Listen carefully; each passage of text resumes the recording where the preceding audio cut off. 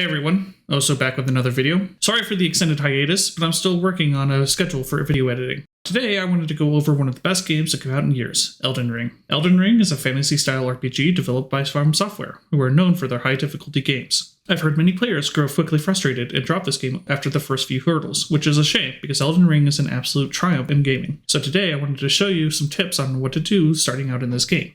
This is Oso's survival guide to Elden Ring. Remember to hit that like button if you enjoy these videos, and subscribe to my channel for more guides like these. The first important thing to do starts at the character selection screen. There are 10 different classes to choose from, each having a different best attribute. I strongly recommend selecting the Vagabond as your first starting class. It is a traditional sword and board class with high vigor, endurance, and strength. Vagabond also starts out with a heater shield which has 100% physical damage resistance upon blocking. After customizing your character, you'll want to choose a keepsake. My personal recommendation is the Crimson Amber Medallion, which provides 6% additional health. However, the Golden Seat and Lands Between Rune are also good choices. As soon as you load in, press the start button to bring up your equipment. As a Vagabond, you'll have both a longsword and halberd equipped each along with your heater shield. Having both weapons equipped pushes you into the heavy equip load, which means it will take more stamina to run, and your dodge will be a fat roll, traveling a much shorter distance with less iframes. Try out both weapons and choose a favorite. Leave that one equipped and remove the second weapon. Personally, I prefer the longsword. Now that you are ready to face the boss, head down the steps into the courtyard to summon the overpowered abomination from the sky. He is designed to kill you, so don't take it personally. You will find yourself revived in a cave. Head down the hole to find a tutorial section. This will give you prompts on the combat mechanics of Elden Ring. Even if you've played a FromSoft game before, I would still recommend going through the tutorial as some mechanics are new and exclusive to Elden Ring. Once completed, you are ready to step out into the lands between. Now that you've made it to Limgrave, it's now time to explore. I will highlight key areas to investigate and others that you should avoid. However, there is tons to explore on your own. Immediately in front of you is the Site of Grace. Activating it will show you a path towards the church further down. Do not engage the horse-mounted knight known as Tree Sentinel. Instead, walk around him and head towards the church. Once at the Church of Ela, activate the Site of Grace and speak to the merchant. You may also want to reallocate your flask of Cerulean Tears into an extra flask of Crimson Tears. Purchase the crafting kit, torch, and cookbooks that you can afford. Cookbooks increase the number of items that you can craft. From the church, feel free to explore the surrounding area and investigate the nearby dungeons and caves. Remember that you can use a heater shield to your advantage. The counter-strike mechanic is very powerful, especially early on. Following the direction the grace points towards will lead you to ruins guarded by several soldiers. Carefully dispatch the soldiers one at a time towards the east and north to pick up a map of Limgrave West. Head north towards a giant carriage. Kill the guard and jump on the back of the carriage to loot a chest containing a greatsword. You will not be able to wield it just yet. Further north is the Site of Grace. Activate it and rest if needed. Return back to the ruins and clear out the guards. If you are spotted, the guards will notify each other and quickly swarm you. So be careful. Should you die, you will at least respawn nearby. You will find 2 more chests containing a flail and a ash of war. And once the ruins are cleared out, a Site of Grace will be nearby to the south. Activate it and rest. You'll be visited by Melina, who will allow you to level up in exchange for runes. And she will also give you the ability to summon Torrent the Horse. There are 8 attributes that you can apply points to.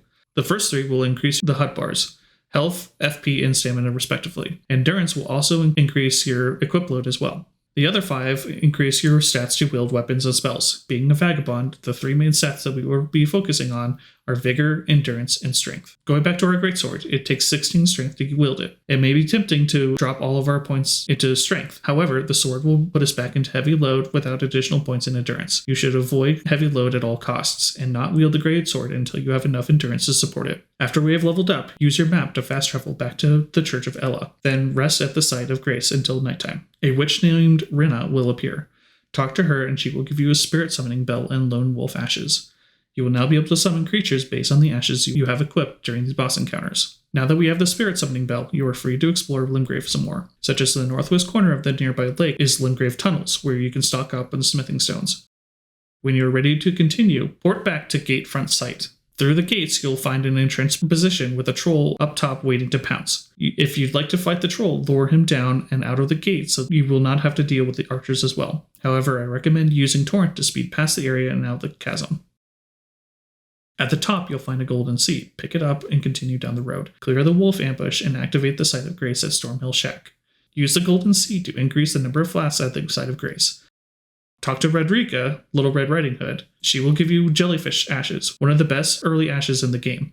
Exhaust her dialogue and continue moving. At this point, we will stop following the recommended path of grace. The next side of grace will lead us straight to Margitt, the Fell Omen, the first major hurdle of the game. Instead, we will pick up several key items which will help us, along the journey, continue leveling up at any sites of grace you come across, focusing on vigor, endurance, and strength. By the time we face Margitt, you should have at least 20 to 25 vigor. Optionally, from Stormhill Shack, head east towards the War Master's Shack. Be careful not to visit at night. Cut through the forest north and up the hill, not crossing under the bridge. Across the hill east, drop down off the ledge.